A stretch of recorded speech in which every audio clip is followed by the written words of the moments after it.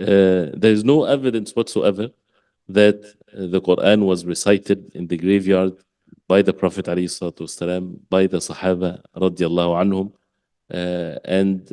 but rather they would make dua to Allah subhanahu wa ta'ala, each one individually. The Prophet ﷺ would say to them, "Salu akhikum thabata fa innahu al-ana yus'al." Ask for steadfastness for your brother because now he's being questioned. And people, they introduced, innovated all kinds of things, especially with the janazah, with death, that is not from the Sunnah of the Prophet ﷺ, because the emotions are high.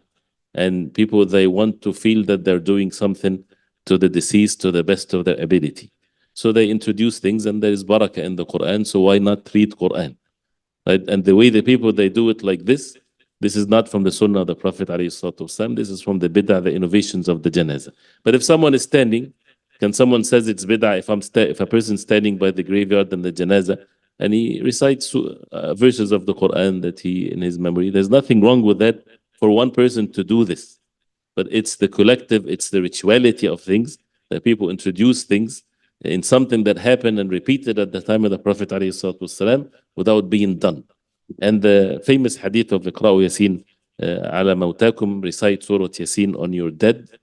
And this is the only hadith in the virtue of Surah Yasin that some of the ulama authenticated it and others they said it's weak. But if we, for the sake of argument, saying for those who authenticated the hadith, which the hadith is weak, but those who authenticated it, it means when they are dying, not after their death. So if someone is dying, then someone can sit next to him and recite Surah Yasin next to him, according to those who said it's sound. And if you sit and you recite any Quran, this is good. The person is alive. To recite Quran next to someone that is dying is good. Definitely, no doubt about this. But after a person's death in the graveyard, we should only follow what we have from the way of the Prophet ﷺ, and that is Salatul Janazah, the dua.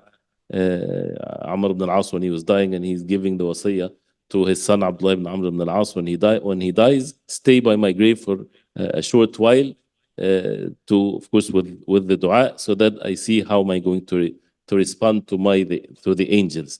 Not to say to him, 3 angels will come to you, giving him talqeen. This is all bid'ah innovations in the deen. If they come and they ask you, who's your Lord? Say to them like this. This is all the silliness of thinking that we can relate to the unseen. But rather to make dua, yes, this is, with the evidences, is very clear. And to stay there and to make dua instead of rushing to take condolences. And more to be mentioned, inshallah, and hopefully we can talk in details, and we did before, about the ahkam of the janaiz and also the bid'ah that people introduced in matters of janaiz.